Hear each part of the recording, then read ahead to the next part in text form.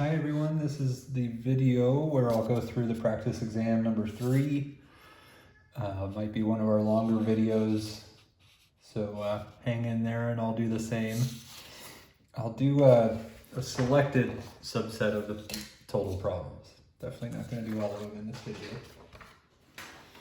Alright, number 1, it says the radius of a circle increases at a rate of 2 meters per second.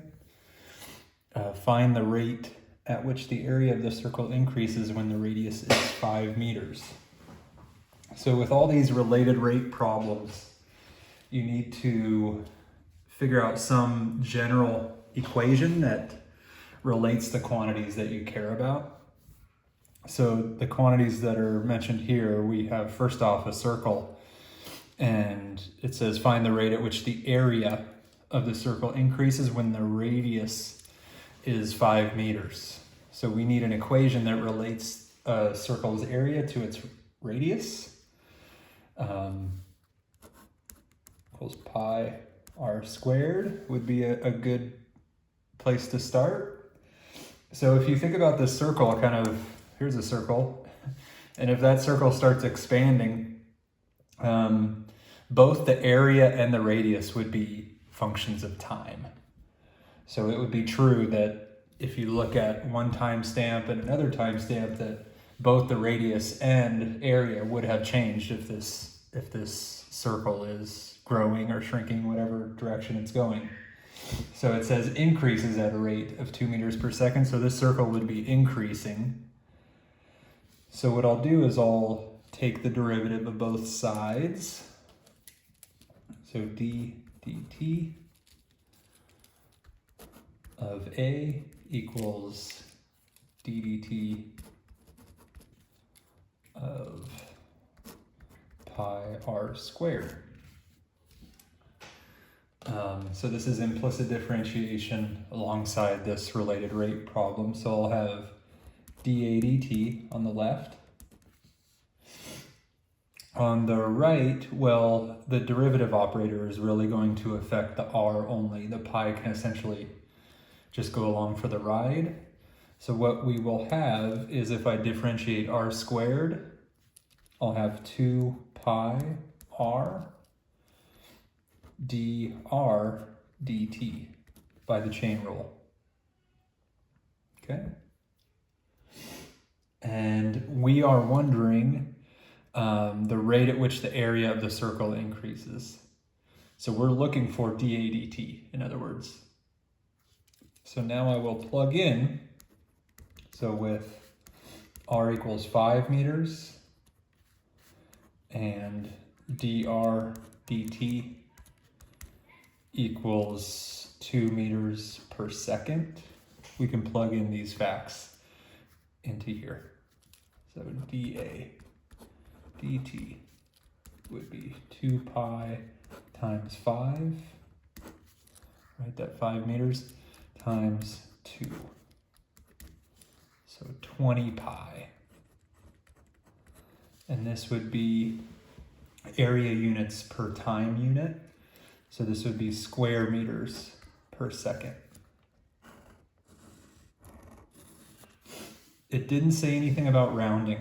Okay, so if there's no statement about rounding, then just assume that the system wants your exact answer. If it says something about rounding, like if this one hypothetically had said round to 2 decimal places, I would do everything the same. I would get down to this answer, and then I would finally, let's see, looks like this calculator's in some other mode. 1 second. So I would then type 20 times pi and then press S to D, and I would take 2 decimal places, so 62.83 in that case. Again, that was in a hypothetical land that I was just speaking to, but this is our exact answer here. Not going to do number 2. Check out the key for that. All right, so number 3. It says 2 buses are driving along parallel freeways that are 5 miles apart. One heading east and the other heading west. Assuming that each bus drives at a constant 55 miles per hour, find the rate at which the distance between the buses is changing when they are 13 miles apart, heading toward each other. Okay?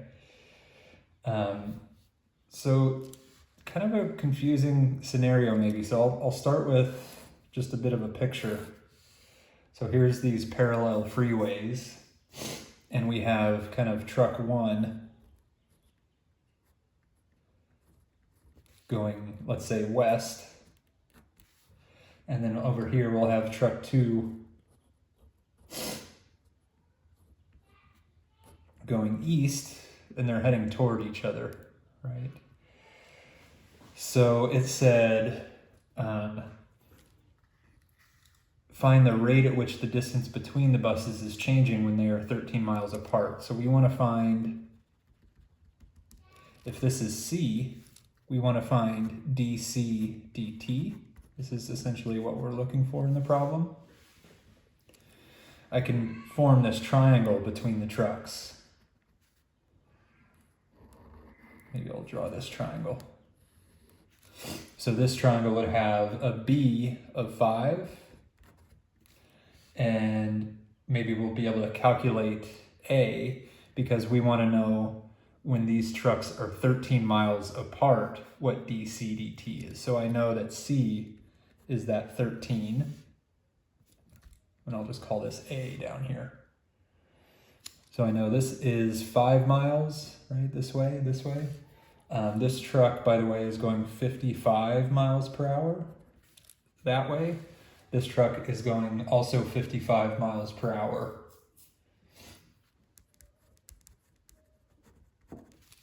Just the other way. All right. So we essentially have this right triangle that's formed. So I need an equation that relates the side lengths of a right triangle. So a squared plus b squared equals c squared for this right triangle. All right. So I'll go ahead and differentiate now. So I'll take the derivative with respect to time. So I'll have d dt of a squared plus b squared.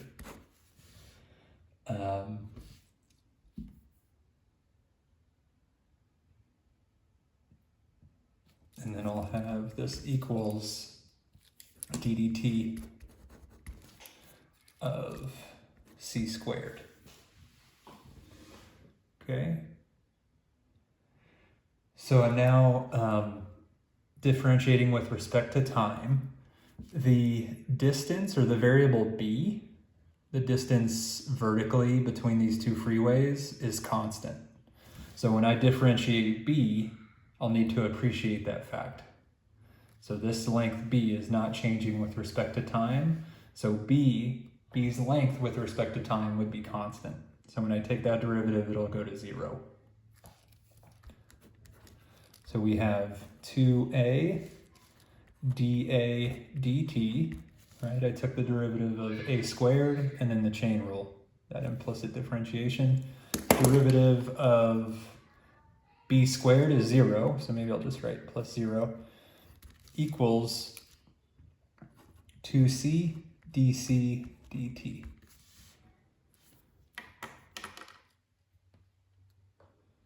All right, so we know this. We know dA dt is this 55, right? We know C to be 13. We can figure out A, so we still need to do that actually. And then this is what we're looking for ultimately, dc dt. So how to figure out A, we have this triangle that's implied. So we have 5, A, and 13. So A would be equal to 13 squared minus 5 squared, and then the square root of that from that right triangle.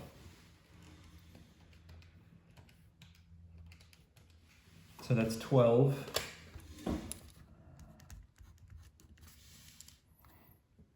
Okay, so I do know A now. So we'll have 2 times 12 times dA dt equals 2 times 13 times dc dt.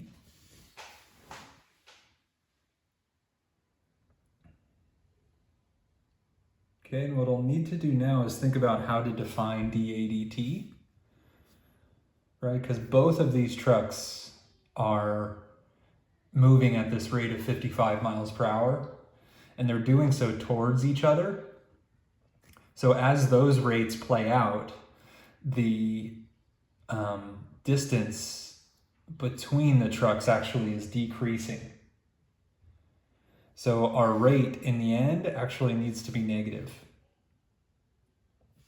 So it's not just going to be 55 that goes here. It's actually a summation of 55 and 55, because these speeds are opposing. So the speed, the true speed actually that this system is changing at is 110 miles per hour.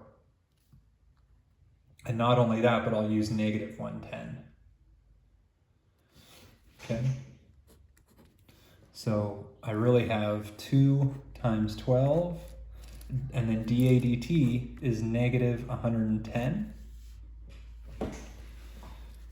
equals 2 times 13 times dc dt. And now I just need to divide by 2 times 13.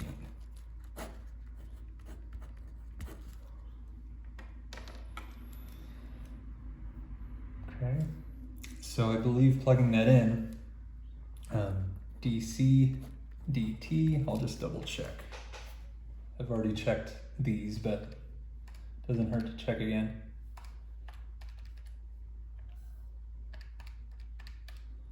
Yeah, so I'm getting whatever I had before I fumbled. Let me see this, okay.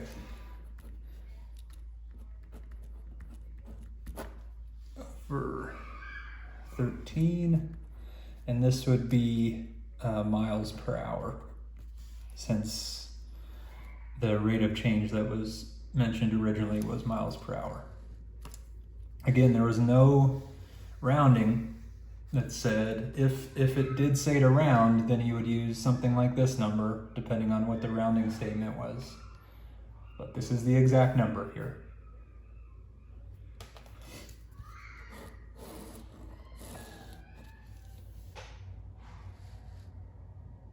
Okay. Next, so on to number 4. It says find the critical numbers of each function. Critical numbers come from either the derivative being 0 or the derivative being undefined. All right, so we're going to be looking for both. So I need the derivative.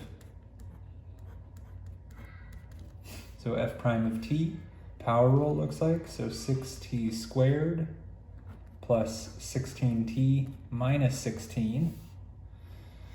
So this is a polynomial, meaning it's not going to have any place where it's undefined. So we're only getting critical numbers coming from that first possibility, where this may be 0 sometimes.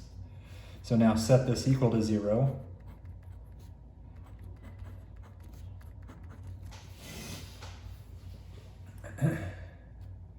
And solve by the method of your choice. Maybe I'll divide by 2.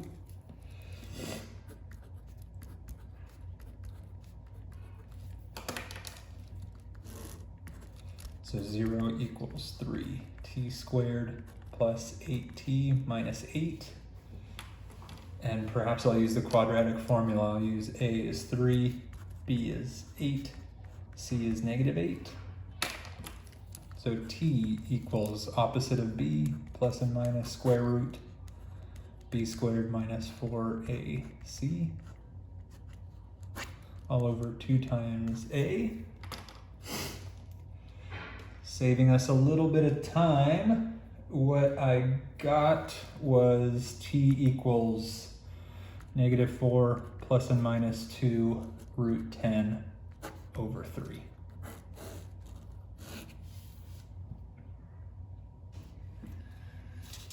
All right, so for any of the ones I'm leaving open, of course, you can check out the key online.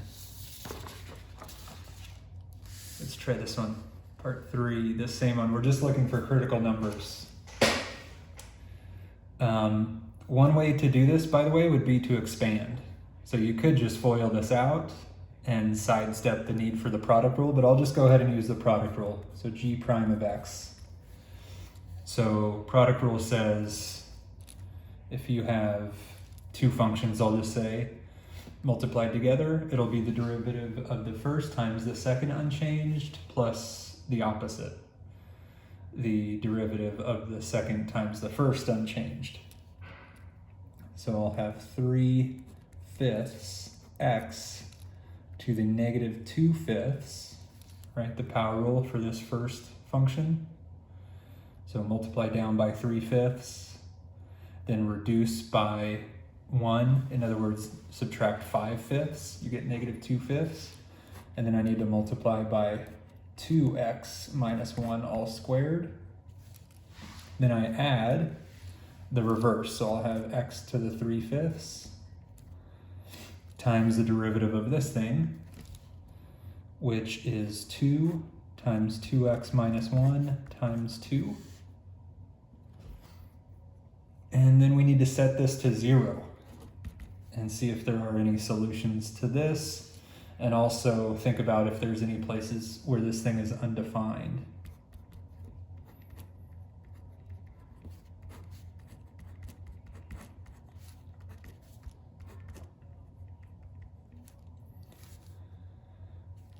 Maybe we'll just write a 4 out there for the 2 times 2, and then 2x minus 1. Okay, so factoring, I'll factor out an x to the -2/3.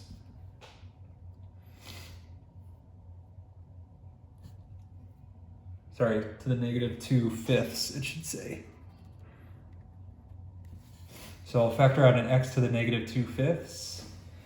I'll also factor out a 2x minus 1. So 0 equals x to the -2/5. And then we have one copy of 2x minus 1 that's shared, leaving behind 3/5, because I didn't take that out.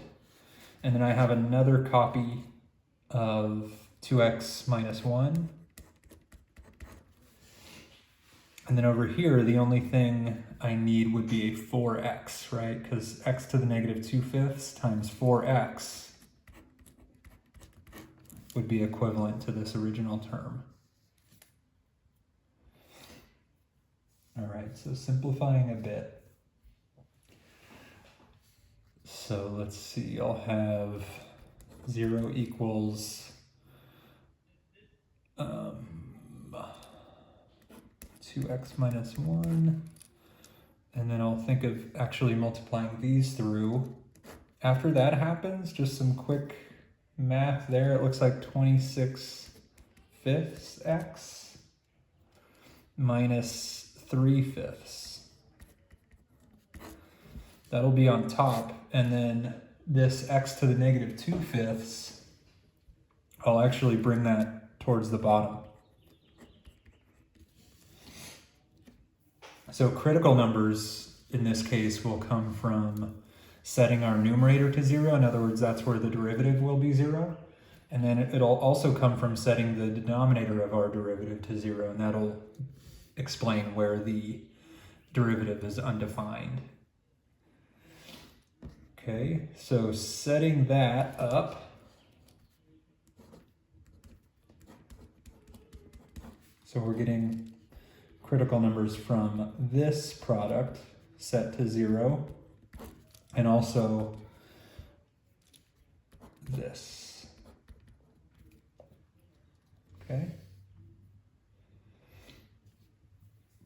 So 0 product property, we now set 0 equal to 2x minus 1, or 0 equal to 26/5 x minus 3/5. Here, of course, we set just x equal to 0, and that'll be one of our critical numbers. So again, some quick math maybe here. We're getting critical numbers of x equals 1/2, x equals 3/26, and x equals 0.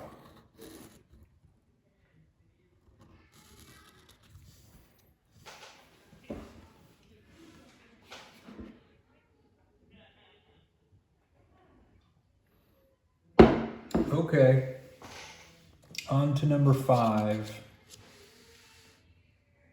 It says in each case find the absolute maximum and minimum values and any local maximum and minimum values of f on the given interval. All right. So definitely need a derivative. So let's start there. So f prime of x will be 54 minus 6x squared.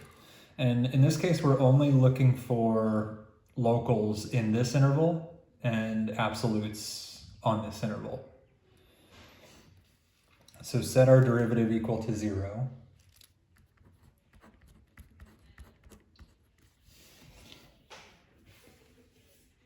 In other words, if you do some quick math, 9 equals x squared is another way of rearranging this equation. So you're getting plus and minus 3 equals x as critical numbers. What I'll do is I'll place one of those, not both, because -3 is not in this interval, so I actually don't care about it.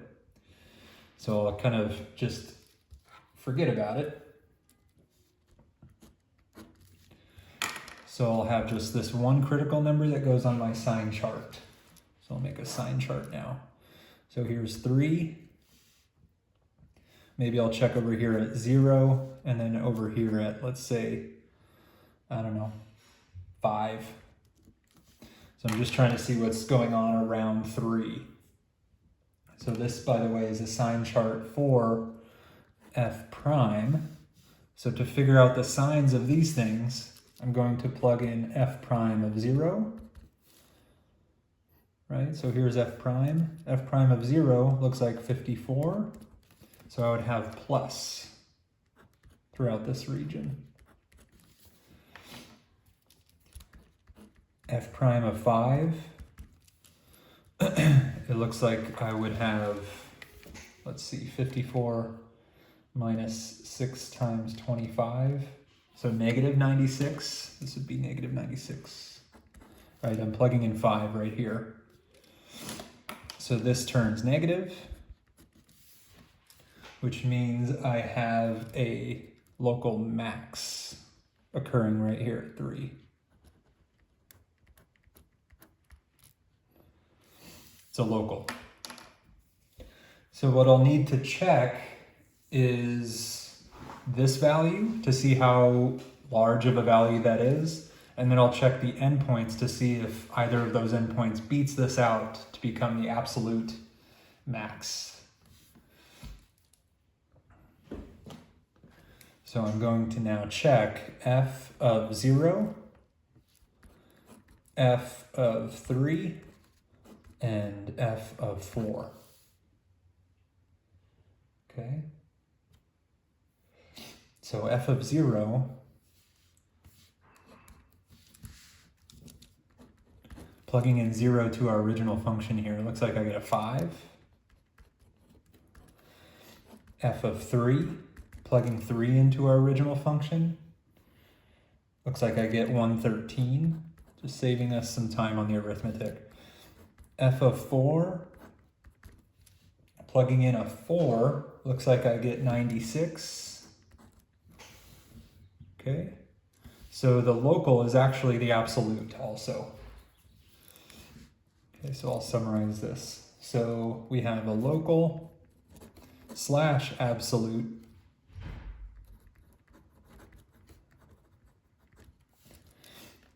at f of 3, which is 113.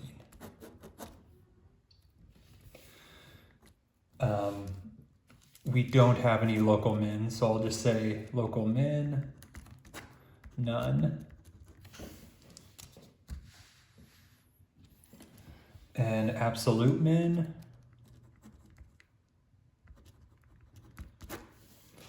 that was this value here, right? This is the lowest value achieved over this interval. So it's not a local, but it is an absolute min. So we have f of 0 equals 5 for that.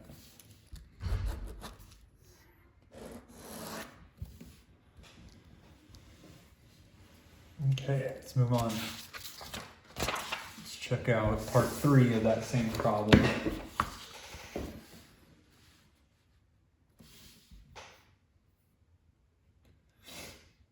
So we want, it said to state the absolute max and min values, any local max and min values on the interval. So we do want to take the derivative. So f prime of x, this looks like quotient rule. So low d high minus high d low over low squared. So here's the low times the derivative of the high, which would be 1/2 x to the negative 1/2 minus high, I'll just write it as x to the 1/2 times d low, which is 2x, over the low one squared. So here's our quotient rule derivative.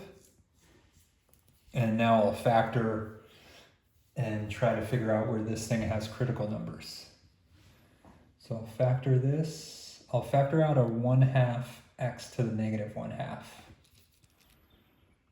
So my derivative, f prime of x, in a more simplified factored form, would be 1/2 x to the negative 1/2, leaving behind a 1 plus x squared. I didn't factor that out. And then here, well, if I factored out a 1/2 out of the 2, that 2 needs to become a 4.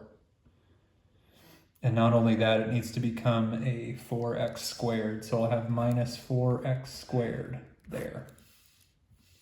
Right, so 1/2 x to the negative 2. If I multiply that back in, I get 2, and then x to the 3/2, and that's exactly what I had, is x to the 3/2. This is all over 1 plus x squared all squared. All right, so further simplifying, kind of rewriting, I can say 1 minus 3x squared, right? We have like terms in here, over 2x to the 1/2 times 1 plus x squared squared. So this would be our derivative here.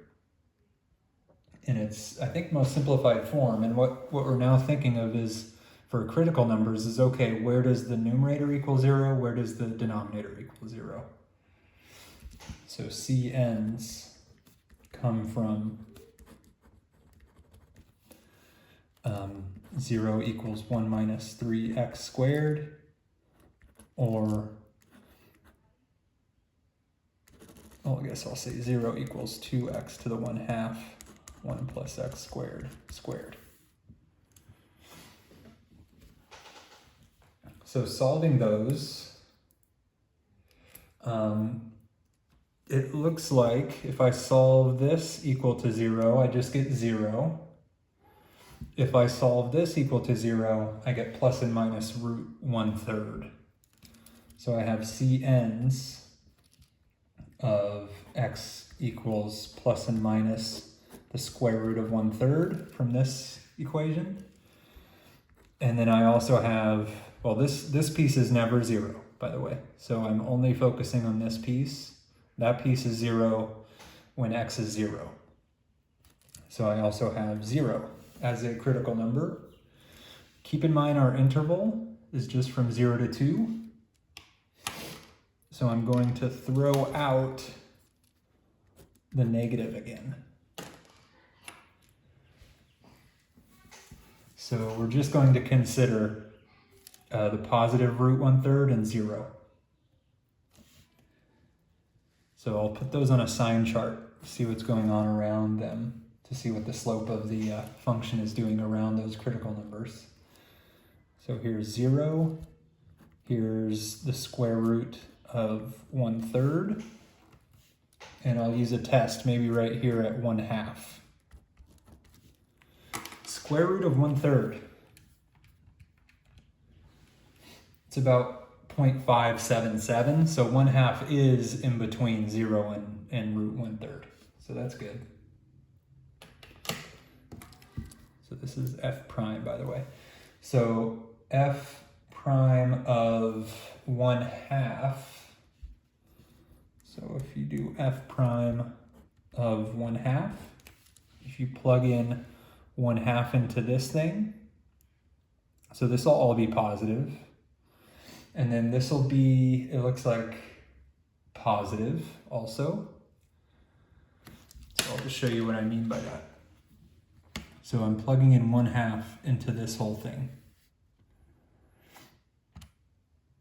So 1 minus 3 times 0.5 squared over 2 times 0.5 raised to the 1/2 times 1 plus 0.5 squared. So we get a positive number. See that 0.11 whatever? So in between here, we're getting positive, positive, positive, positive, positive. If you check outside over here, so let's do a check maybe over here at 1. So if I check at 1, I can go back and replace 0.5 with 1.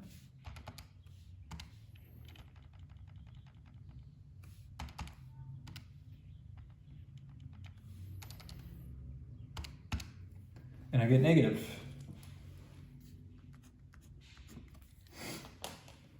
So that would mean that this root 1/3 is a maximum. We have positive on the left, negative on the right.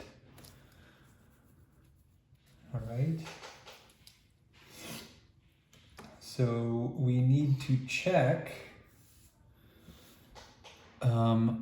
let's see. We need to check f of 0. We need to check f of root 1/3.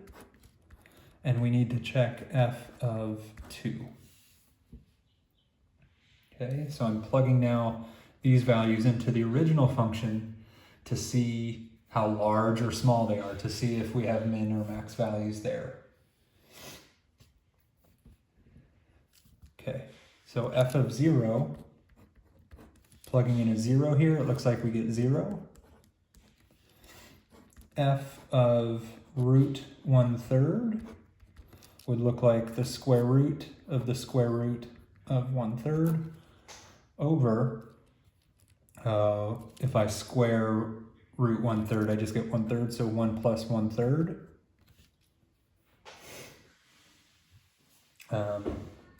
This is equal to 3 times the 4th root of 1/3 over 4, which is about equal to, just for our information, about 0.57. Okay, and then what about 2? F of 2. Again, I'm plugging all these back into our original function up here, so I'll have root 2 over 5. right? Root 2 over 5. That's about equal to 0.28. So we have a local absolute max right here at 1/3. Sorry, root 1/3. So we have local / absolute max of f of root 1/3, which equals 3 times the 4th root of 1/3, all divided by 4. Sorry about this. Check out the key. Sometimes writing the key in real time is more difficult.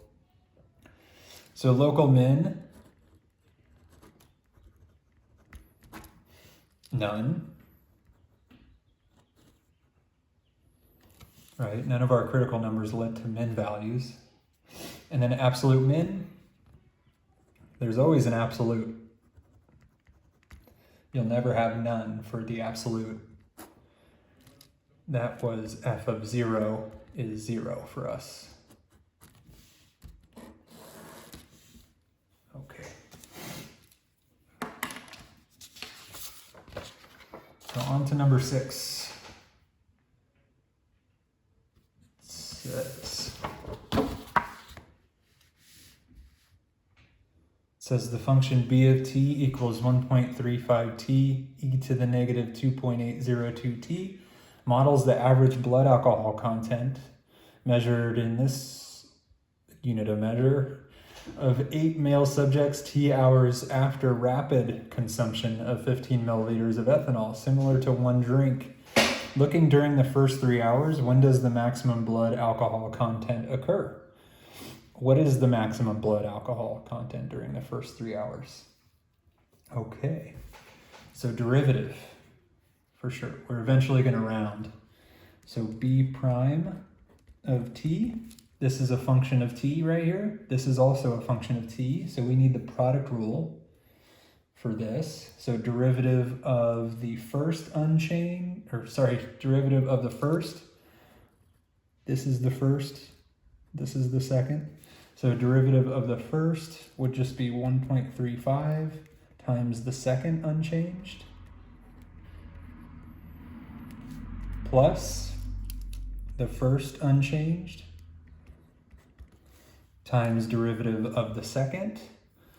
So I'll have e to the negative 2.802t times the derivative of the exponent, which would just be negative 2.802. Okay, factoring, I can rewrite b of t as 1.35 e to the negative 2.802t, leaving behind 1 minus 2.802t. Rewriting with positive exponents, if I want to do that, that's a choice I can make, and I'm making that choice. 1 minus 2.802t over e to the 2.802t. So for critical numbers, we would get critical numbers from when this equals 0, which is never, or from where this equals 0, which is exactly 1 time. So 0 equals 1.35 times 1.2802 t. So I need to solve this for t.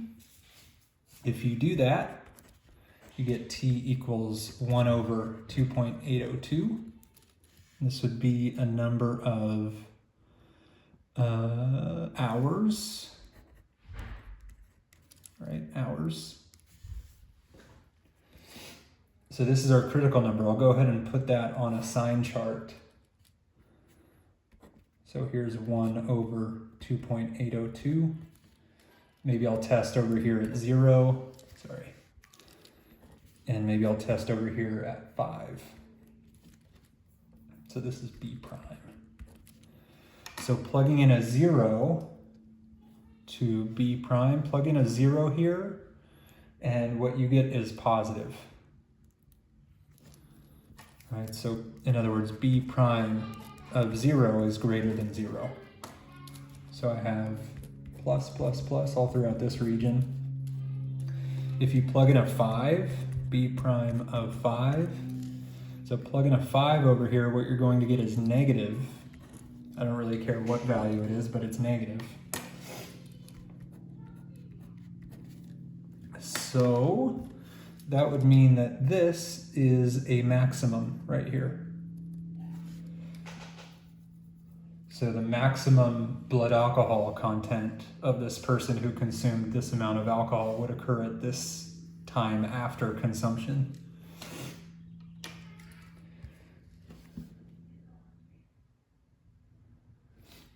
So I have a max at this location. So I'll say max at t equals 1 over 2.802 of f of that, or b of that, really.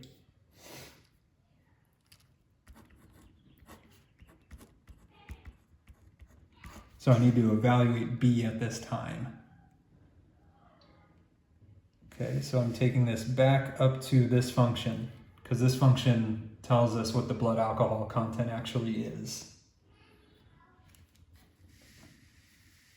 So plugging that in, I would have 1.35 times 1 over 2.802 e to the negative 2.802 times 1 over 2.802. Ran out of room. And eventually we want to round. So it said round to 4 decimal places. So I'll go ahead and do that now. So I'm going to plug that into my calculator. So the time, by the way, this rounds to about 0.3569 hours. Just for our information, 0.3569. That's a number of hours. If you wanted to figure out minutes,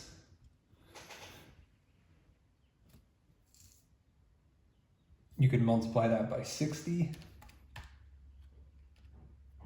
So just for your information, about this many minutes after you do that fireball shot, your blood alcohol content is going to be peaking. Okay? I don't know why you'd ever care about that, but just so you know. B would be about 0.1772, and this would be milligrams per milliliter. Right? We wanted to know not only when, but what your blood alcohol content is.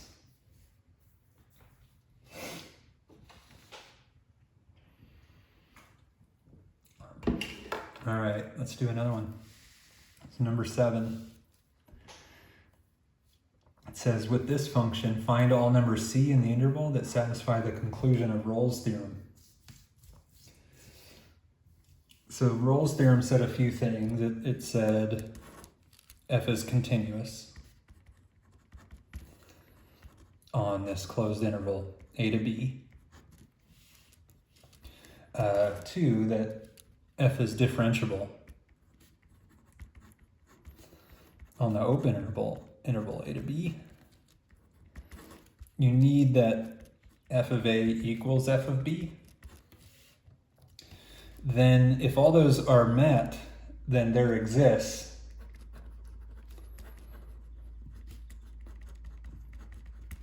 a c in a to b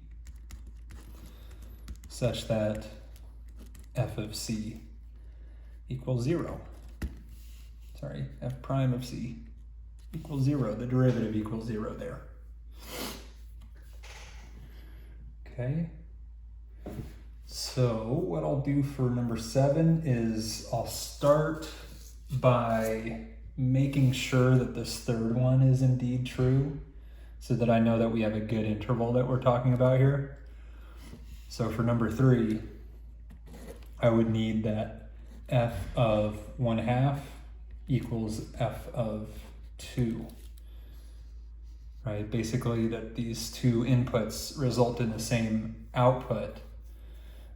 Thus, if this function is continuous over the interval, there must be some min and max locally. So if you calculate this, you're going to get 2 plus 1/2 for both, actually. So those both are 5/2. So yeah, that is met.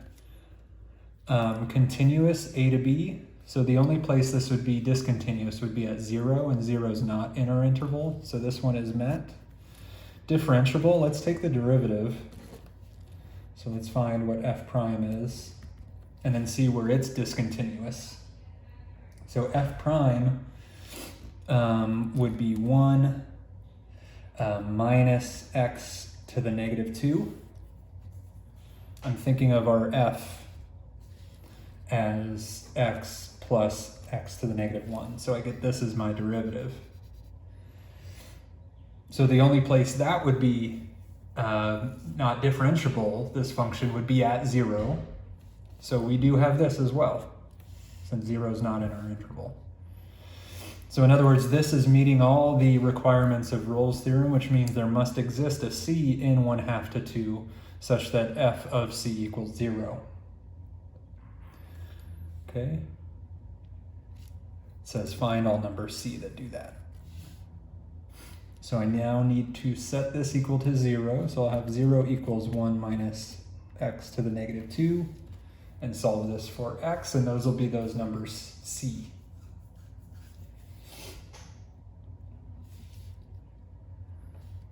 So let's see, we have, if I add x to the negative 2 to both sides, I'll have x to the negative 2 equals 1. If I invert both sides, I'll have just x squared equals 1 again.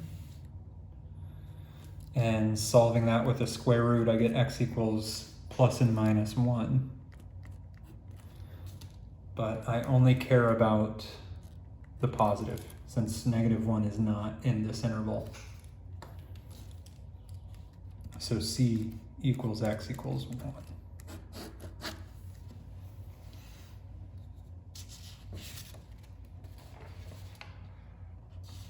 All right, what about the mean value theorem? So it's similar to Rolle's theorem. Rolle's theorem is actually just a special case of the mean value theorem. So the mean value theorem said a few things. It said if, let's see, you have f is continuous on the closed interval, f is differentiable on the open interval, then there is a number c inside of a to b such that f prime of c equals f of b minus f of a over b minus a. Okay, so that's the essential statement of this theorem. So I need to take a derivative.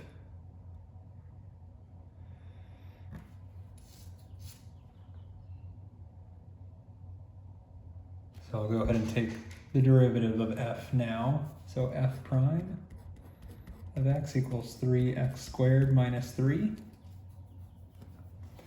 I now need to set that derivative equal to this, okay? So I'll have 3x squared minus 3 equals f of b minus f of a. This is b. All right, this is a and b. This is f, obviously. So I'll have f of 2 minus f of negative 2 over 2 minus negative 2. So I'd plug in 2 into f here.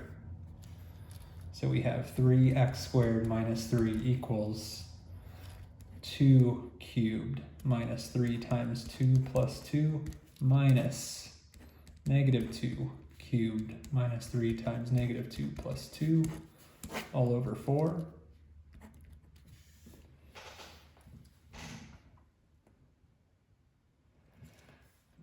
Just some quick arithmetic. This will all actually equal 1. So I have 3x squared minus 3 equals 1.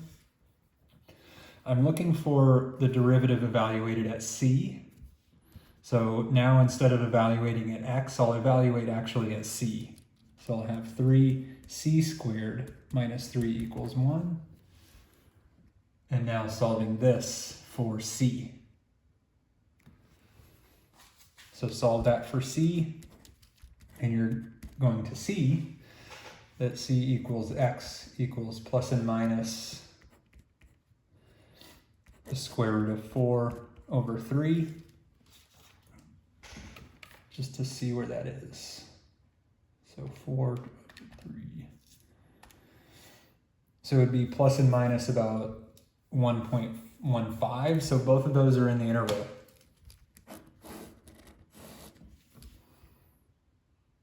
That would be that one. On to number 10. Skipping to number 10. All right, taking a little working break here.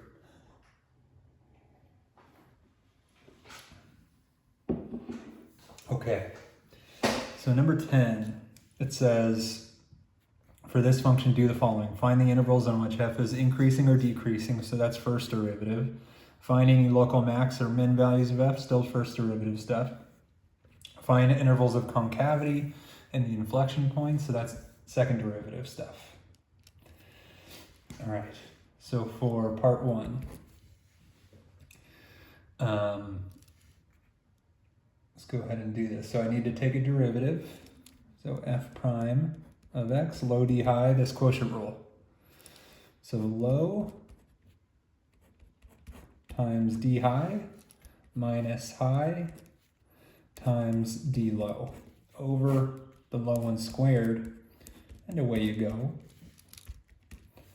So just simplifying that, it'll be 1 minus x squared over x squared plus 1 all squared. You do some quick algebra.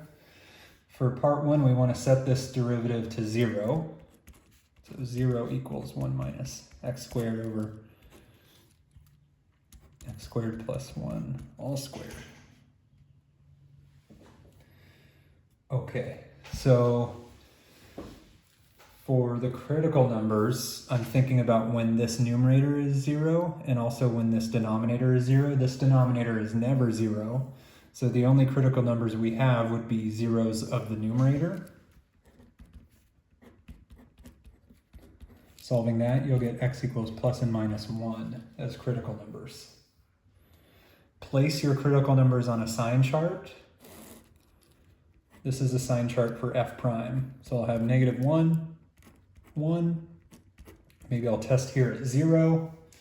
Maybe I'll test here at 5. And then over here at negative 5. Okay, so doing that, if you just take my word for it, so if you plug negative 5 into this derivative, you get negative. Right, so plug negative 5 into the derivative to see what the slopes of tangent lines are doing there. They're decreasing. Once you go for 0, you can kind of see 0 would be 1 over 1. So that's plus. Plug in a positive 5 and you get minus again. So this would be a local min, right? Negative on the left, positive on the right. This would be a local max. Okay. So for part 2, I'll say we have a local min at f of -1, which is, well, I'd now need to plug in -1 into this function. If you plug in -1 into this function, you get -1/2. That's our local min. The local max occurs at 1. And if you plug in a 1 to this original function, you get a 1 over 1 squared plus 1. In other words, positive 1/2.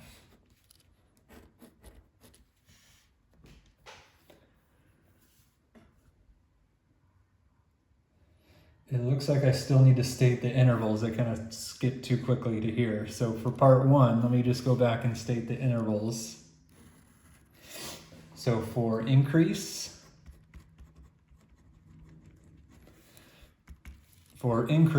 I'm looking for anywhere where the derivative is positive.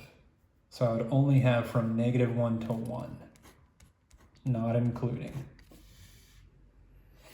For decrease, we'd have elsewhere, in other words, -infinity to -1, union 1, positive infinity. So that would be part 1, actually. So here's part 2. And then part 3, we unfortunately need the second derivative. So for part 3, I now need to take the derivative of the derivative for concavity. So low d high minus high d low, all those same things. So low, so this would be f double prime of x. Try to squeeze that here. So low d high, x squared plus 1 times -2x minus high d low. D low chain rule would be 2x squared plus 1 times 2x all over x squared plus 1 to the 4th.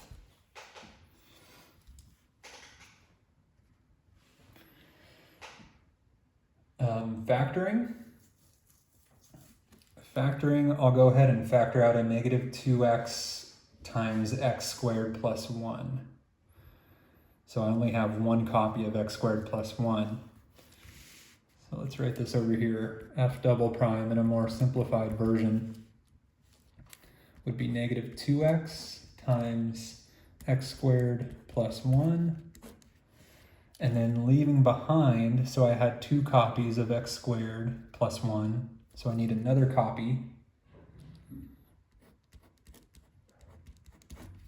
And then over here, I need another 2 actually, because technically there was a 4. Sorry if you couldn't see this. So 2 times 2, actually there's a 4 sitting over here. I've factored out a 2, so I still need a 2. So I'll have plus 2 times 1 minus x squared, and parentheses, and then all over still this to the 4th, x squared plus 1 to the 4th.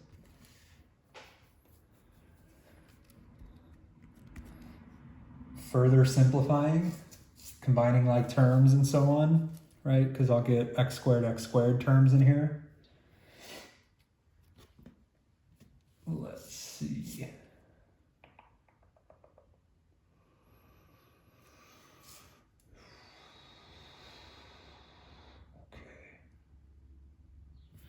So it looks like, so I'll get -2x times x squared plus 1 times, there'd be a -2x squared and then plus an x squared. So there'll be a -x squared here. And then 2 plus 1, I'll have 3 minus x squared left in there.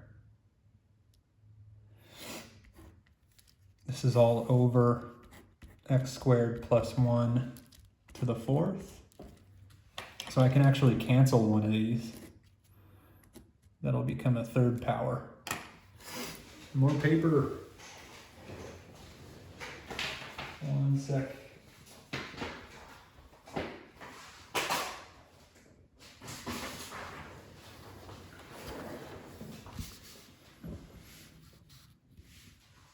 Okay, so second derivative, let's write it, I think, as simply as we can. So negative 2x, 3 minus x squared over, now just 3 copies of x squared plus 1.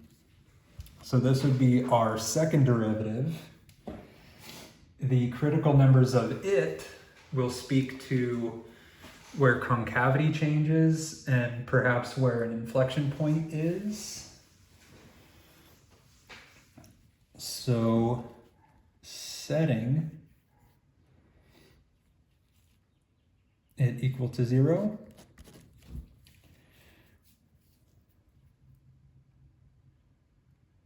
So let's see, we get negative 2x, 3 minus x squared. We set that to 0, and also we'll get critical numbers coming from x squared plus 1 cubed equals 0.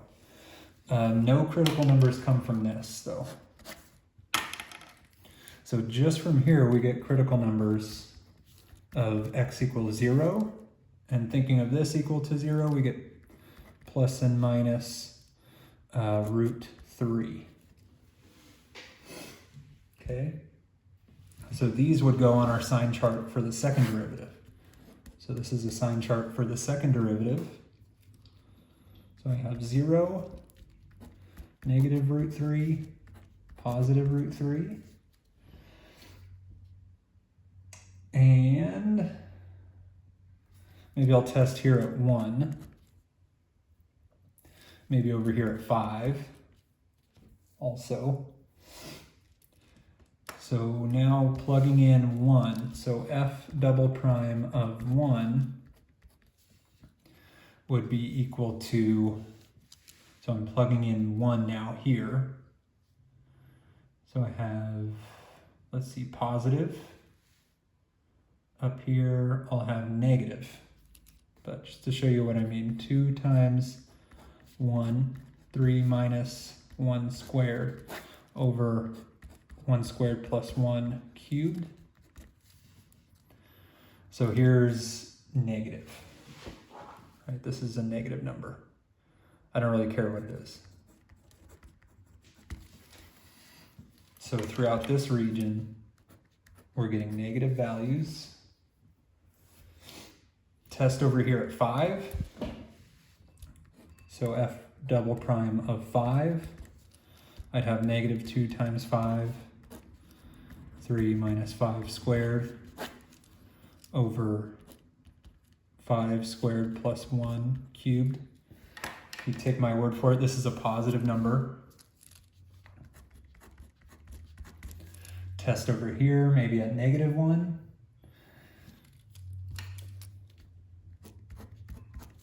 And you actually get positive.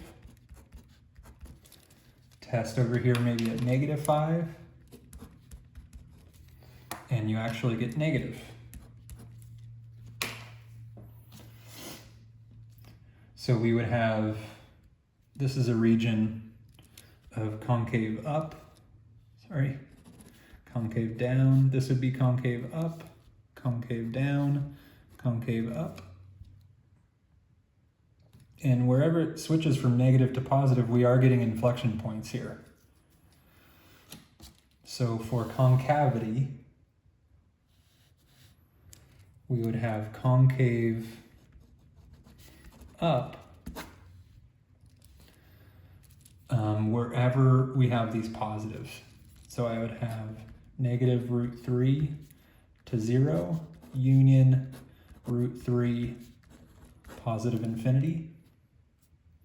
For concave down, I have all these negatives. So negative infinity to negative root 3, union 0 root 3.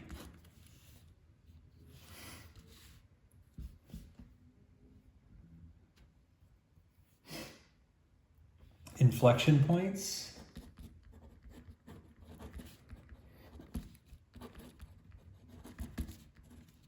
Those occur where the second derivative changes sign. So I will have inflection points at negative root 3 and then f, the original f of negative root 3. 0 and the original f of 0, right? We always go back to the original function for things like this, for min and max and inflection points. And then I'll have root 3 and f of root 3. So actually evaluating those, what I'm doing, just to remind us, is I'm taking these critical numbers of the second derivative and plugging them into our original function. Okay, so doing that at negative root 3, you actually get negative root 3 over 4. At 0, plug in a 0 into this function and you get 0. So we have 0, 0 as another inflection point. And then plug in root 3. So root 3, and you actually get root 3 over 4. So these would be your inflection points. And the concavity up there.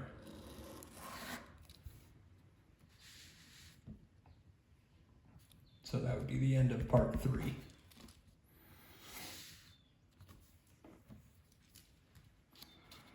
Okay.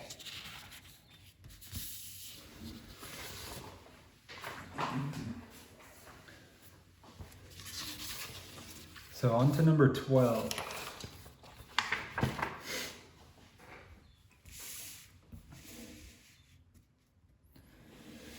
So number 12 says, for this function over this interval, do the following again. We have intervals of increase, decrease, kind of all the same things that we just saw. Okay, so we're restricted this time in this domain here. So for part 1, I need to take the derivative, f prime of x. So derivative of sine is cosine. Derivative of cosine is negative sine. Set this derivative equal to 0 to figure out where these minima and maxima potentially are occurring. So cosine of x minus sine of x equals 0. Rearranging that, that's the same as saying sine of x equals cosine of x. Rearranging that, that's the same as saying tangent of x equals 1. Okay? So the tangent of x equals 1, basically the tangent is positive in quadrants 1 and 3. And where you get the tangent to be 1 is for this reference angle of pi over 4, in other words, 45 degrees.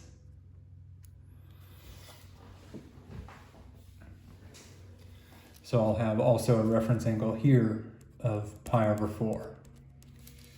So this actual angle is pi over 4, and this actual angle here would be 5 pi over 4, right? Because we're taking pi plus pi over 4.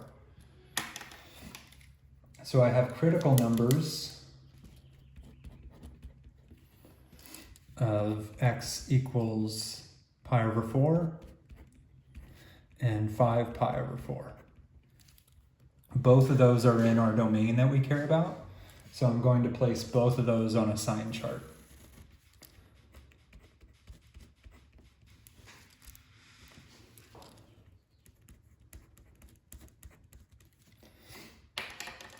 So maybe I'll test this time right here at pi. That's kind of a nice one to test at. And then maybe over here at 0 pi. And then maybe over here at 3/2 pi. By the way, yep, this is for f prime. So evaluating the derivative right here, at 0, I get cosine of 0, which is 1, minus sine of 0, which is 0. So 1 minus 0 is 1, which is positive. Right here at pi, cosine of pi is negative 1, minus sine of pi is 0. So negative 1 minus 0 is negative 1, which is negative. Over here at 3 pi over 2, cosine of 3 pi over 2 is 0, minus sine of 3 pi over 2 is negative 1, so negative 1 times negative 1, this would be positive 1, so I have positive here.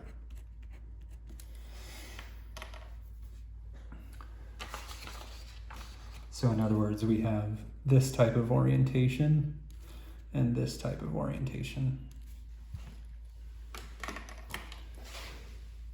So for increasing, we would have increasing, and again, I'm only stating this in this interval. I'm not going to infinities, but just within this interval. So 0 to pi over 4, right? This range here. And then also over here, but only extending to 2 pi. So I'll have union 5 pi over 4, and then all the way up to 2 pi. So just be sure to make sure you're speaking to the interval and not like all real numbers. Just make sure you're sticking within the interval that the problem's mentioning. So that would be increase. For decrease, we would have pi over 4 to 5 pi over 4. And that looks like it.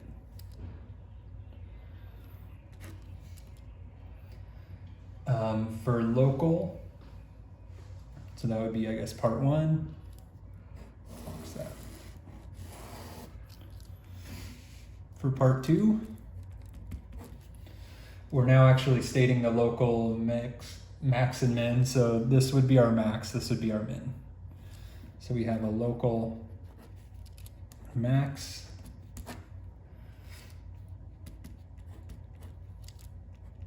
f of pi over 4, and the actual max, I plug in pi over 4 to our original function. Right, so plug in a pi over 4, and you get root 2 plus, sorry, that would be root 2 over 2 plus root 2 over 2, so you just get root 2. For the local min,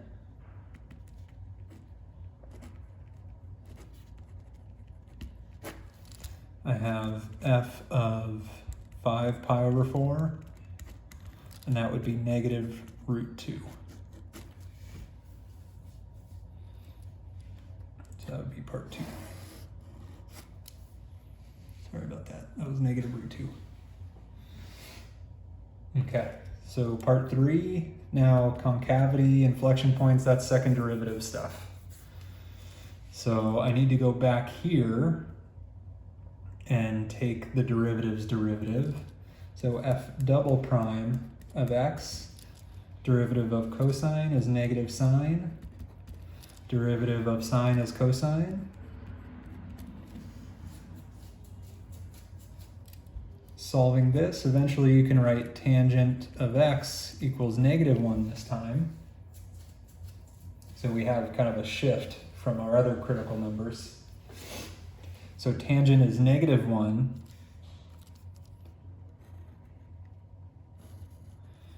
In quadrants 4 and 2. Both of which, again, will have this reference angle of pi over 4.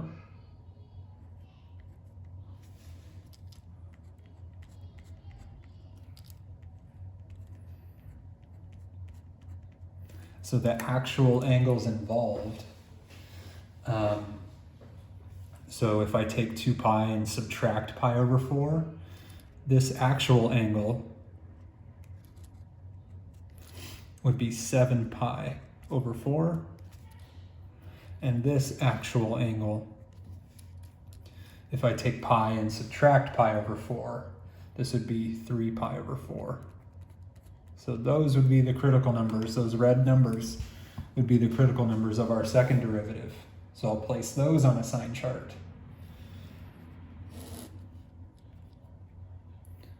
So 3 pi over 4, 7 pi over 4, and I'll do some testing. Maybe I'll test over here at 0, right here at pi. This is a sign chart for f double prime. And maybe over here at 2 pi.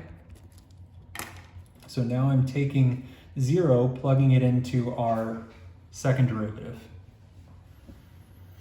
So negative sine of 0 is 0, minus cosine of 0, this is negative 1. So we have negative throughout this region.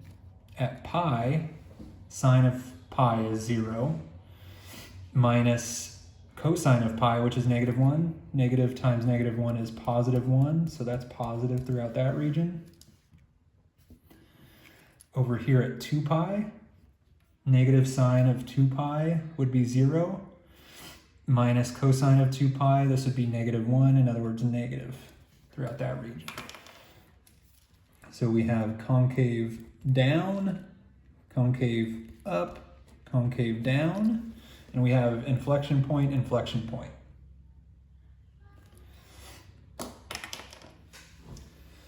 So maybe another piece of paper here.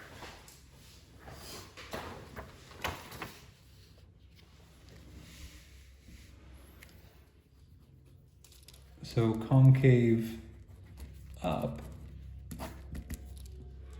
Again, I'm just sticking with the interval that was given.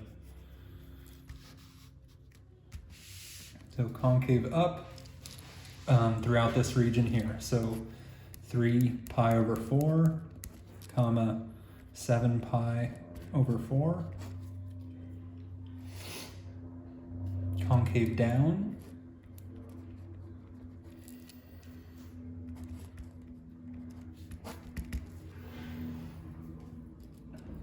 Throughout this negative region, but again, I'm not extending all the way to negative infinity. So I'll just go from 0 to 3 pi over 4, union 7 pi over 4, comma 2 pi. We'll have inflection points at these locations. So I'm going to take these locations and plug them back in to the original function. So we'll have inflection points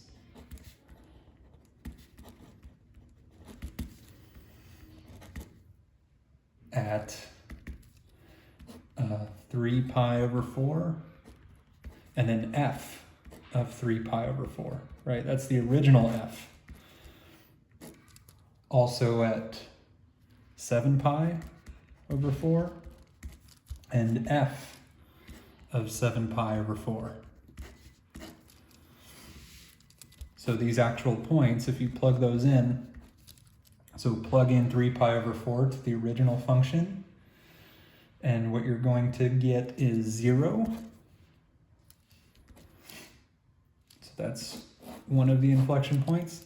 And then 7 pi over 4, plug that in and you also get 0.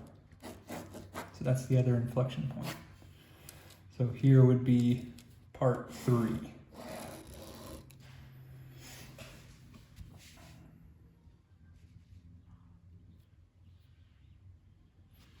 Okay. So on to number 13. It says find the limit as x approaches 2. So keep in mind, always the first order of business when you're finding a limit is you can just plug in the number. If you get a number out, you're done. So I'll try to see if that occurs. So 2 cubed plus 8 over 2 plus 2. This is 8 plus 8 over 4. This is 16 over 4, in other words, 4. Next problem.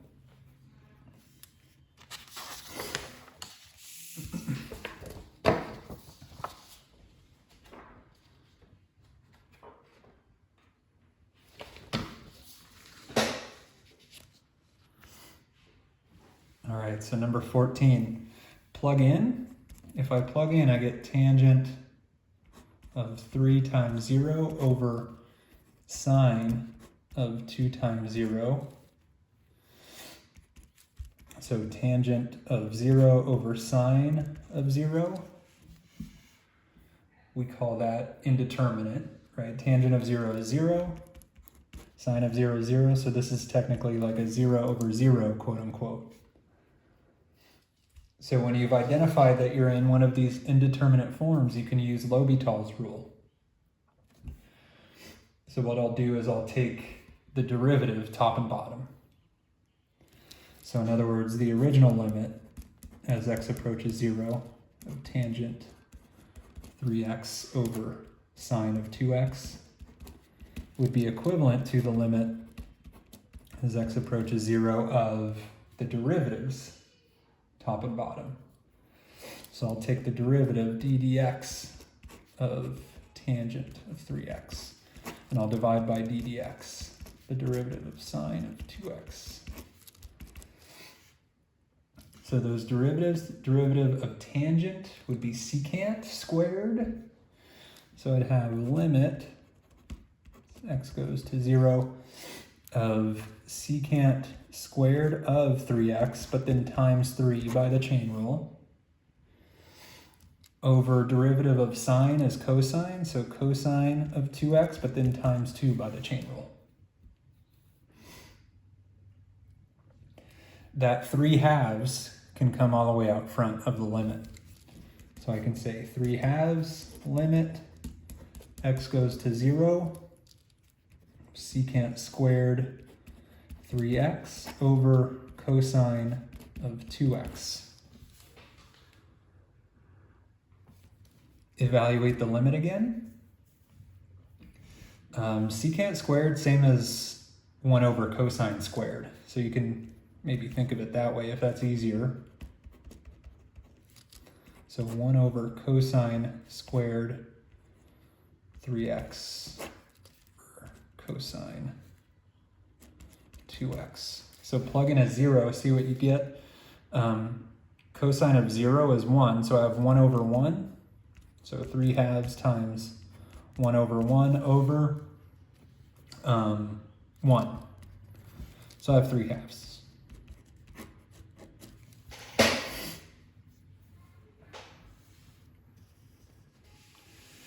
Number 15.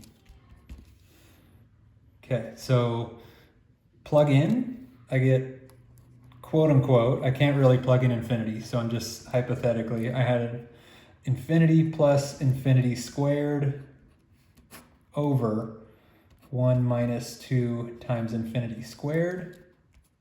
This would be infinity over infinity.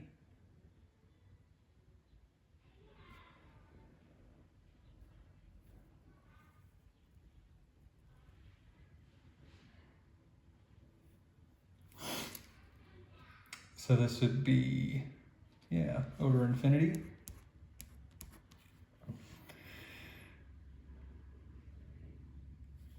Another way to do this though is whenever we're approaching infinity is we don't really have to use L'Hopital's rule. In this case, if I'm approaching infinity, I can see what the end behavior is doing.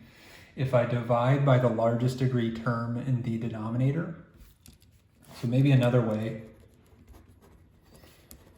that I'm just now seeing, the largest degree term in the denominator is x squared, so I'll actually divide everything by x squared, top and bottom. So x over x squared plus x squared over 1 over x squared minus 2x squared over x squared. So simplifying that, I have limit as x approaches infinity of 1 over x plus 1 over 1 over x squared minus 2. So thinking about x approaching infinity now, this thing will go to 0, this thing will go to 0. And I'll just have 1 over negative 2, in other words, negative 1/2.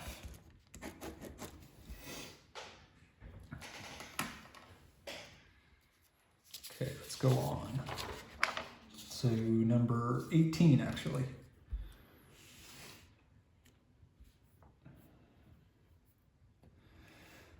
So this will be eventually an indeterminate form. But what I'll do first is actually get these logarithms together. So this would be equal to the limit as x approaches 1 from the right of just ln of x to the 7th minus 1 over x to the 5th minus 1. Right, if you have the logarithm minus this other natural logarithm, the difference of those logarithms turns into the logarithm of the quotient. Okay. If you now plug in, well, really you can kind of switch the limits through. I'll do that first. So I'd have ln of the limit as x goes to 1 from the right of x to the 7th minus 1 over x to the 5th minus 1. So now I'm thinking of this limit. So this would be, if I plug in a 1, like having 1 to the 7th minus 1 over 1 to the 5th minus 1. This is like having 0 over 0, in other words. So I can take derivatives now of this inner piece, right? I have the limit of something as an indeterminate form. So I'll go back here and take a derivative top and bottom.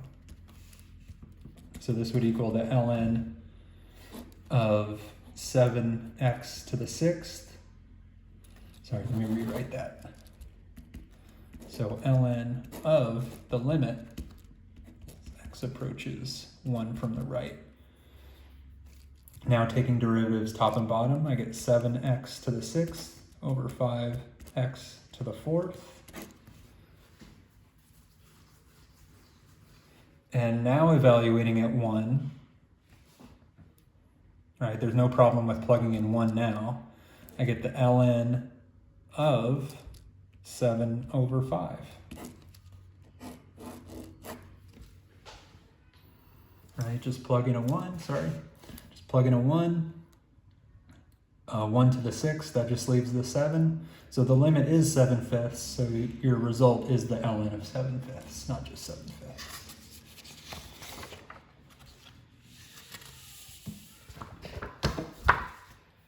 All right, number 19.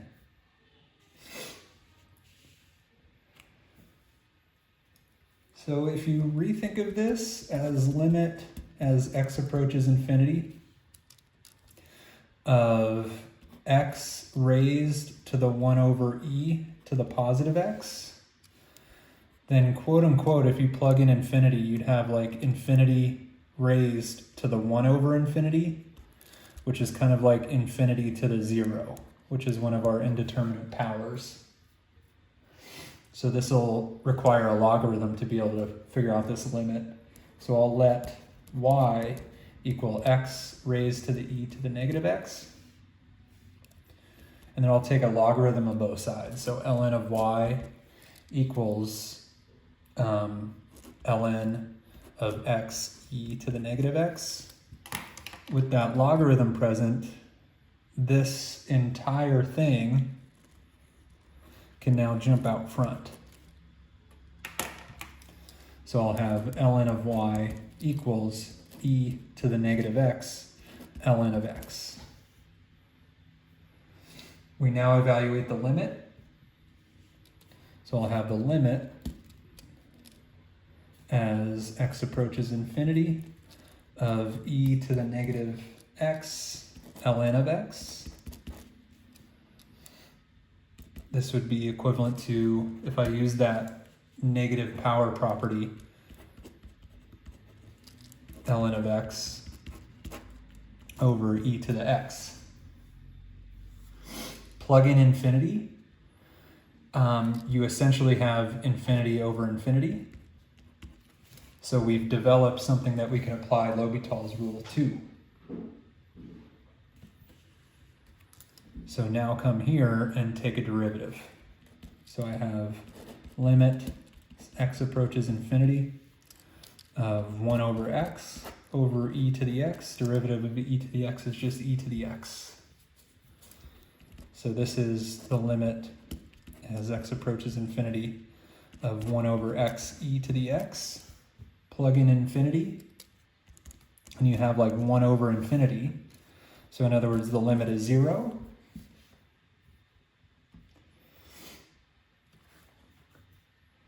So we have the limit. This, by the way, 0 is not the limit we care about. This would be the ln of the limit. So we have the limit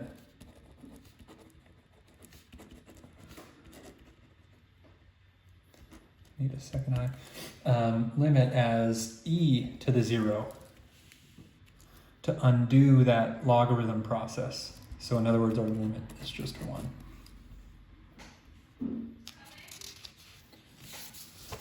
Moving on, I'm not going to do these graphs. They would take too long. Already getting tired. All right, let's go on to number 22.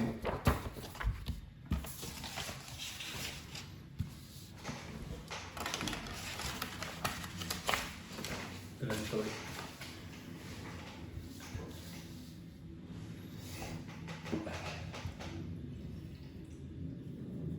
All right, so it says a farmer with 2,050 feet of fencing wants to enclose a rectangular area, then divide it into 4 pens with fencing parallel to one side of the rectangle. What is the largest possible area of each pen? It says round to 2 decimal places. So just to maybe start with a picture, here's kind of what I'm seeing is this rectangle, and then we have these 4 pins that we're trying to make. And we want the total kind of side lengths, all this material that I'm using to separate these pens is going to add up to this 2,050. And so maybe I'll go ahead and list some variables. So I'll call this length x, x, x, x. That would mean we have x's over here. And then I would have maybe, I'll call these y's. All right. So I know that 2,050 would add up to the total, not only perimeter, but this interior length also. So I'll have 4 plus 4x, in other words, 8x plus 5y, it looks like. So this equation connects x to y. I know that the area for a rectangle would be length times width, and our length is here, and our width is here. So for us, the length is actually 4x, and the width is y. So using this equation, I can figure out a way of eliminating y.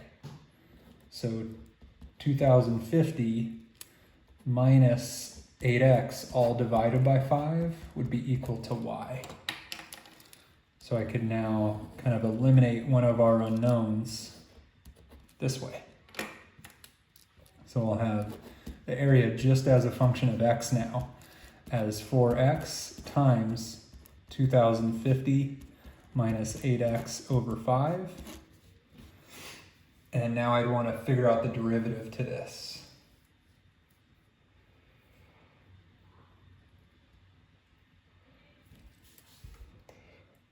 Okay. So 8 prime of x. One way to do that is actually, I'll avoid the product rule actually. So this function would be the same as, maybe I'll just write it down here. This would be the same as it'd be 1640x minus 32 fifths x squared, right? That would be another name for a of x. If I did that right, let me just double check. 1640, I think I like it. Sometimes fast arithmetic is dangerous. 1640, okay. So now let's find a prime of x. Okay, so I'd have 1640 minus 64/5 x. Set that to 0 and solve.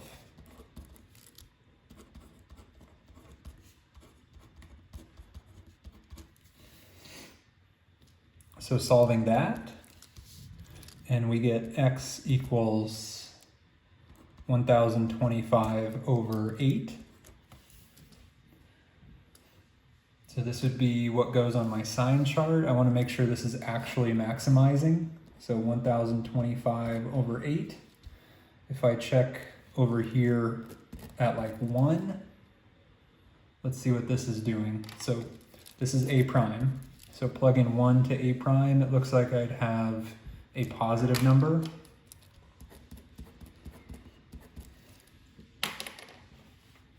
(1025) over 8, by the way, is about 128, so maybe I'll check over here at 200. So plug in 200 to your derivative, and you'll get negative. So this value is indeed maximizing.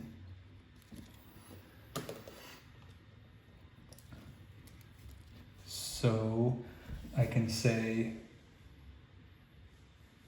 that x needs to be this, and y, if I go back here, I can plug in that maximizing x, and then that'll tell me the maximizing y.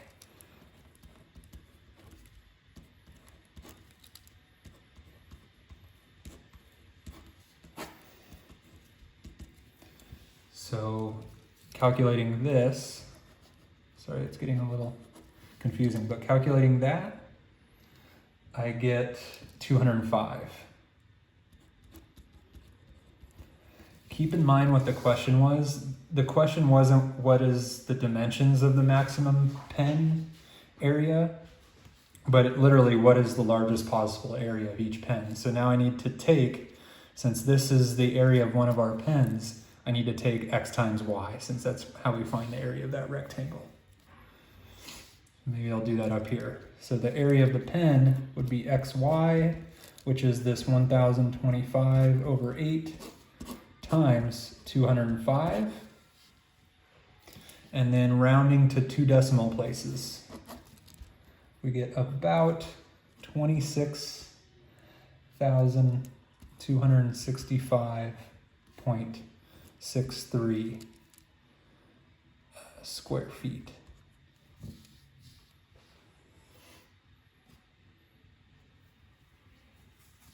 Okay.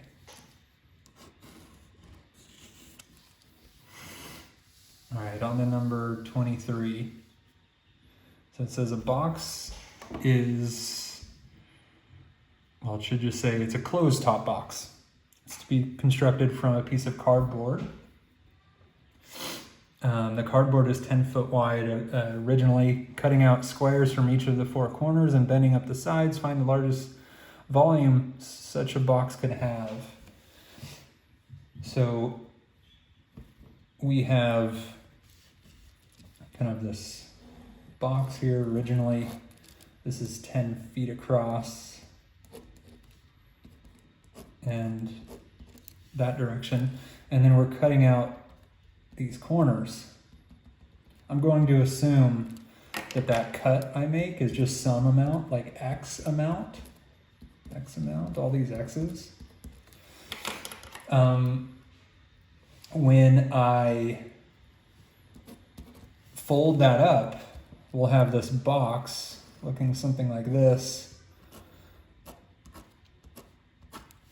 And this length, I'll now have lost 2x, so this would be 10 minus 2x, and this also would be 10 minus 2x, and these verticals would be that x. So the volume, just as a function of x, of this box, would be x times 10 minus 2x squared. Another way of writing that, if you want to expand that, would be 100x minus 40x squared plus 4x cubed.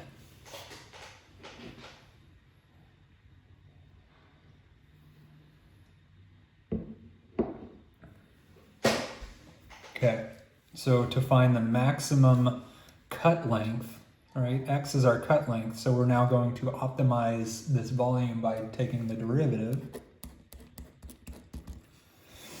So 100 minus 80x plus 12x squared. If you divide out a 4, well, eventually I'll set this to 0 first and then divide out that 4.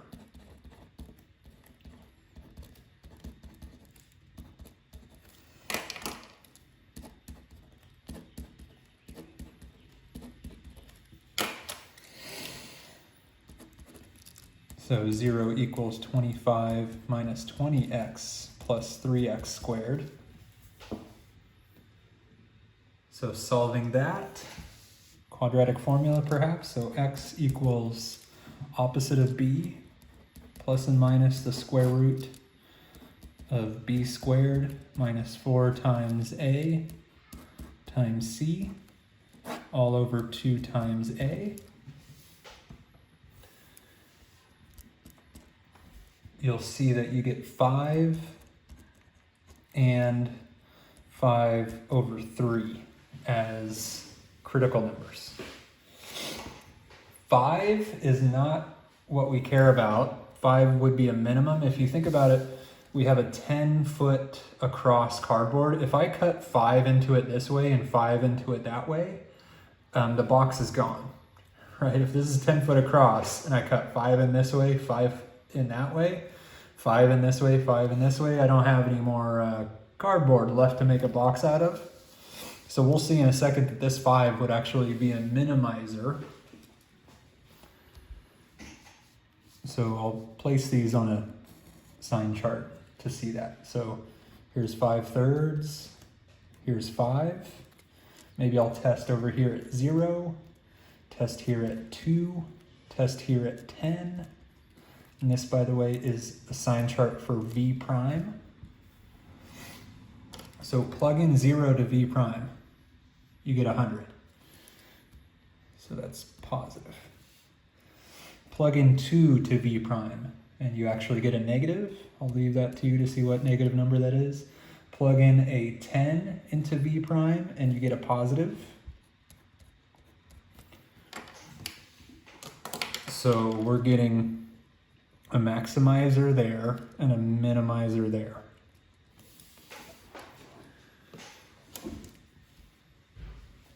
Okay, so I know that the x, so we have a max when x equals this 5/3. So I should cut in 5/3 of a foot, okay? The question though is, what is the largest volume such a box can have? It wasn't just find the length of the cut, it was to find the maximum volume for that cut. So I now need V, maybe I need more paper also.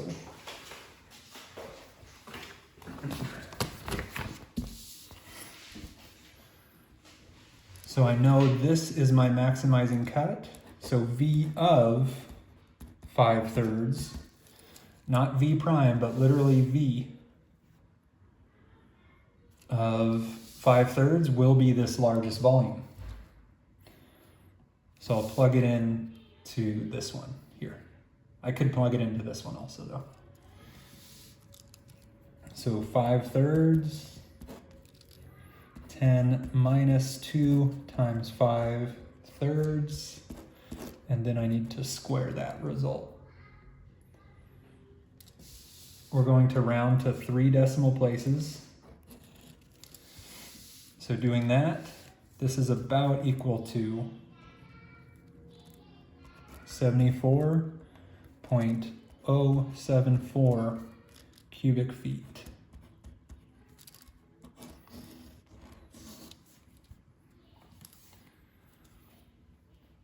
All right, next one.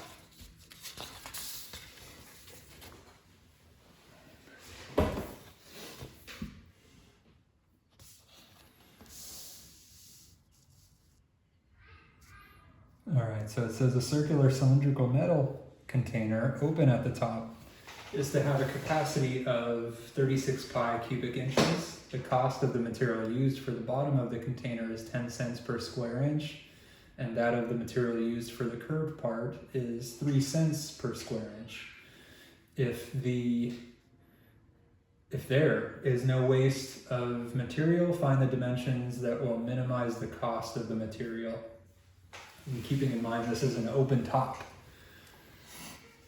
So I'll draw a bit of a picture first. So this is open up here, just for my information.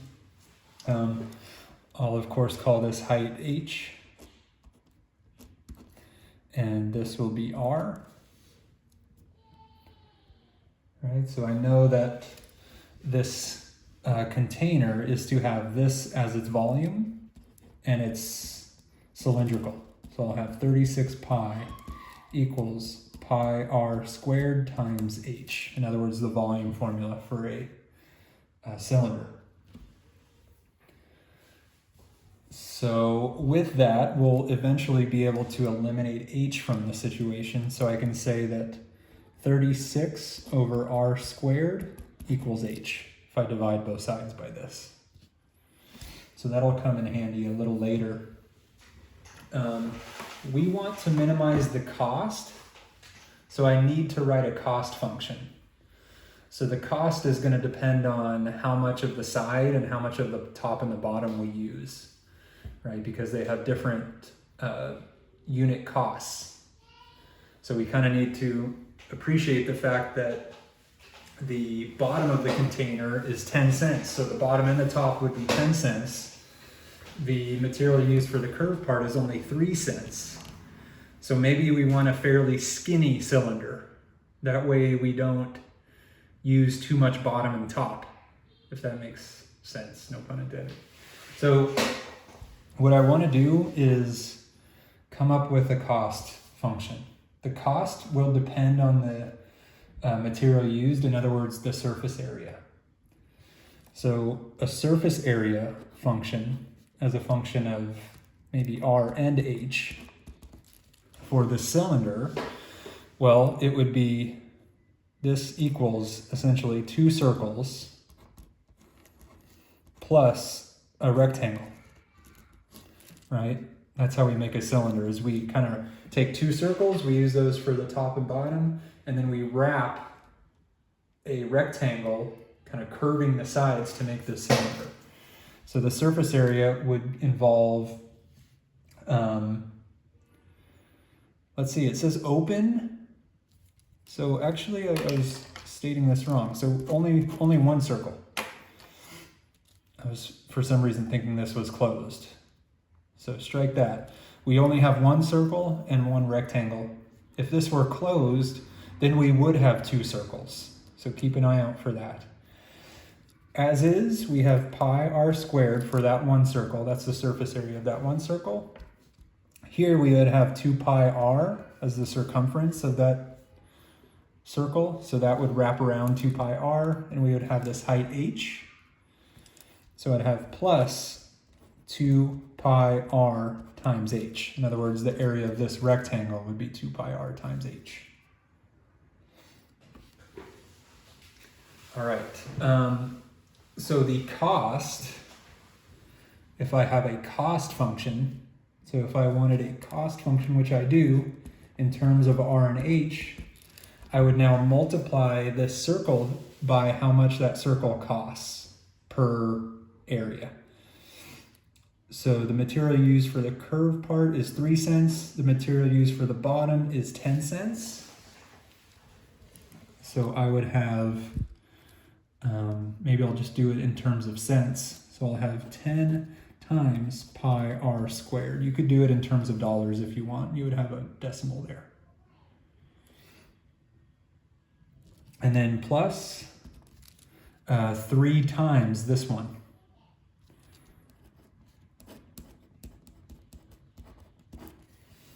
Right, so this would be the cost of making the circle. This would be the cost of making the rectangle. Right? So in other words, we get 10 pi r squared plus 6 pi r h. But really we want to eliminate h so that I just have a function of r to make the derivative a bit easier. So I'll go ahead and take this thing and replace h with it. So the cost just as a function of r now would be 10 pi r squared plus 6 pi r times 36 over r squared. Simplifying, we get 10 pi r squared. 6 times 36 is 216, I believe. 6 times 36, yeah, 216. So plus 216, and then I'll actually cancel one of the r's. So I'll have pi r to the -1. I'll write it that way. All right, one of these r's can cancel. So r in bottom I can write as r to the -1. Okay. Derivative time. So c prime of r would be 20 pi r minus 216 pi r to the -2. Factoring, you can factor out a 4 pi r to the -2, leaving behind a 5 r cubed, and then dividing 216 by 4, get 54. So 5r cubed minus 54. This is this factored version of c prime of r. And find the critical numbers. So 0 equals 4 pi r to the -2, and then 5r cubed minus 54. So we're going to get a minimum when r is 0. So that would be a critical number, but if r is 0, then we don't have a can. And we're trying to minimize the cost, but we actually want a can, right? The minimal cost, I guess, would be 0 if we don't have a can. But we actually want a can that holds this 36 pi cubic inches worth of stuff. So this one would lead to 0. It's not going to be very interesting. So really I need to just set this equal to 5r cubed minus 54 and solve this. Solving that, you'll find the cube root of 54 over 5. So this would be our minimizing r.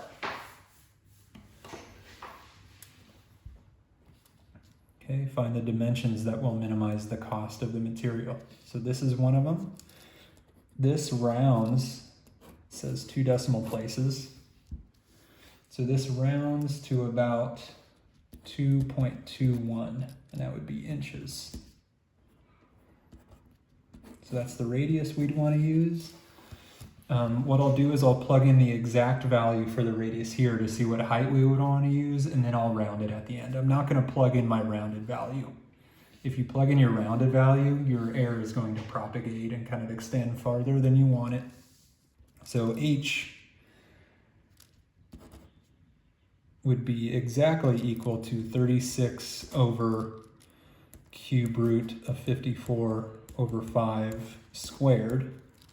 But that h is about equal to 2 decimal places, 7.37 inches.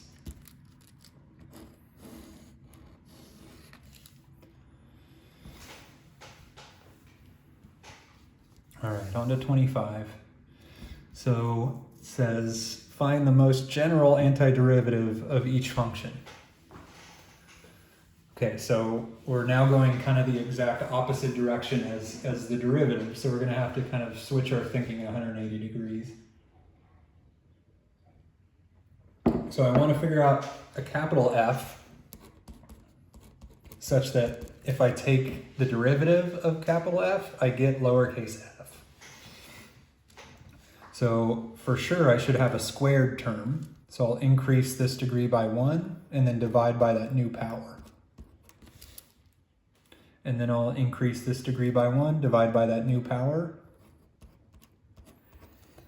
So in other words, we get 3/2 x squared plus 2x. It says find the most general. So this would be a particular, where c is 0, but we must want to add some arbitrary constant here for the most general. So c is a real number.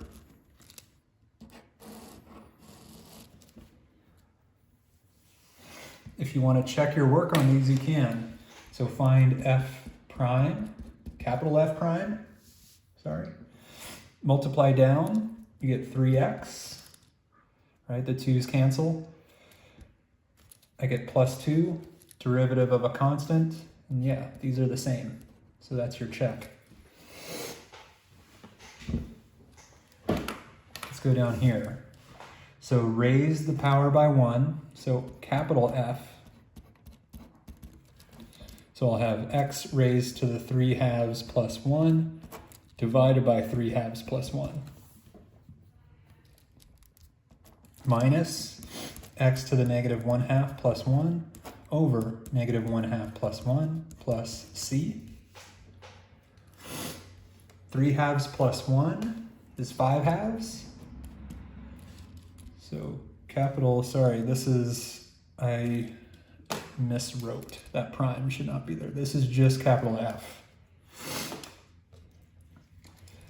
So capital F, I would have, let's see, 3/2 plus 1 is 5/2. Dividing by 5/2, same as multiplying by 2/5. So I'll write 2/5 x to the 5/2. Here, so negative 1/2 plus 1, that brings us to 1/2. Negative 1/2 plus 1, that brings us to 1/2 also. Dividing by 1/2, same as multiplying by 2. So I have minus 2 x to the 1/2, and then I need to add an arbitrary constant for the most general. Okay. Starting to see the finish line. Just starting. Okay. All right, on to part 5 here.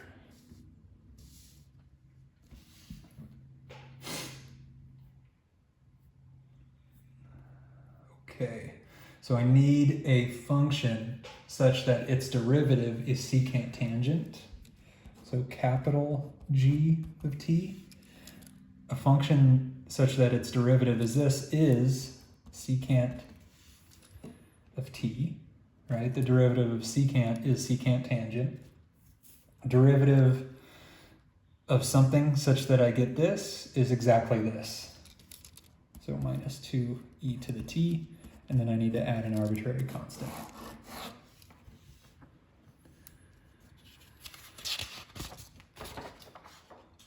All right, let's check out number 26. Now it's giving us some initial value here.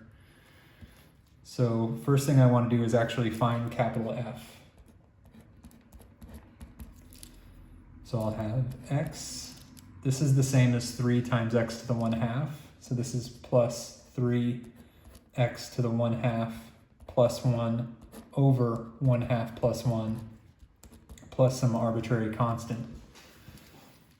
So simplifying that, we get x, let's see, 1/2 plus 1 is 3/2. Dividing by 3/2, same as multiplying by 2/3. So I'd have plus, so 3 times 2/3 is just 2. So 2x to the 3/2 plus c. And now we're actually told f of 4 is 25, so we can actually determine exactly what c this is. So I know that the capital F evaluated at 4 gives me 25. So I'll have 25 equals 4 plus 2 times 4 raised to the 3/2 plus c.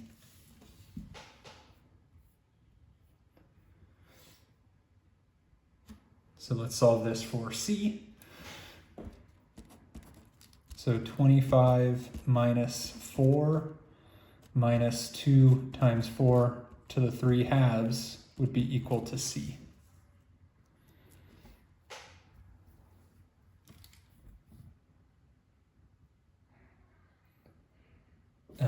So I believe we get a 5 there. So 5 equals c. Let me just double check.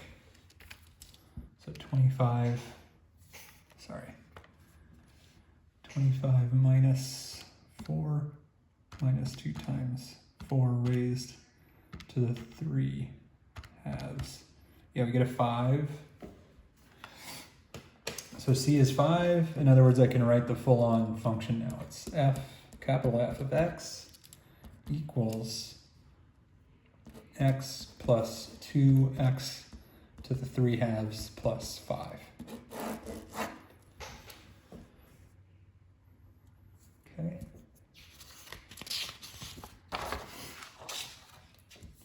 Part 3, that same type of problem. It just actually says find a function that satisfies these conditions. Okay, so here we are. So here I have f double prime.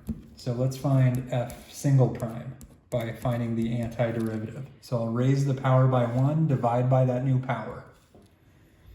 So 8x to the 3 plus 1 divided by 3 plus 1 plus 5x to that first power, right?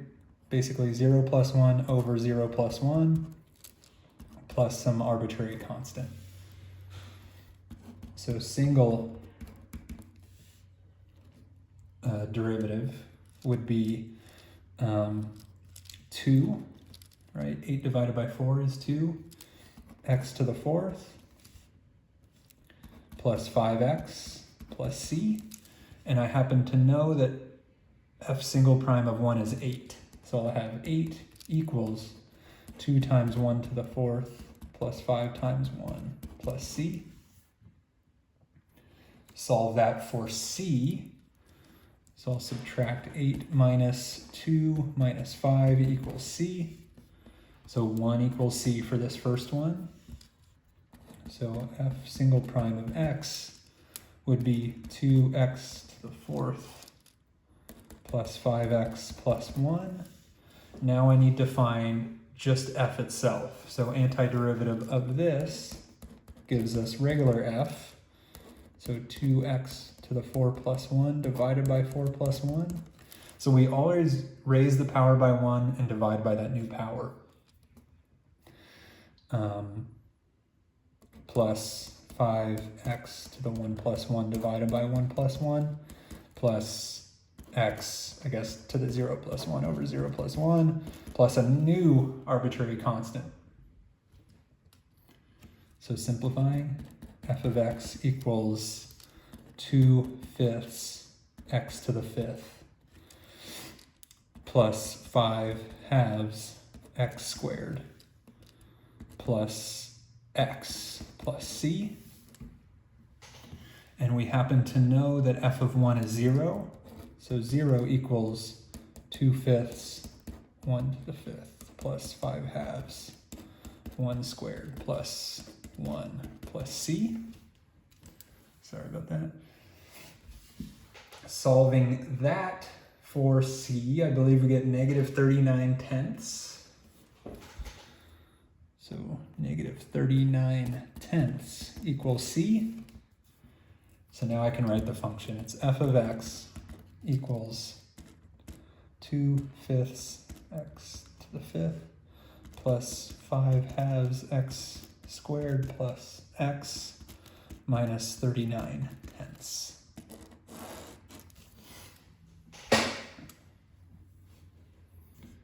Okay. Oh, I guess that was the last one. And just like that, the video's over. All right. Good luck on your test, you guys. Let me know what questions you have. Talk to you next time.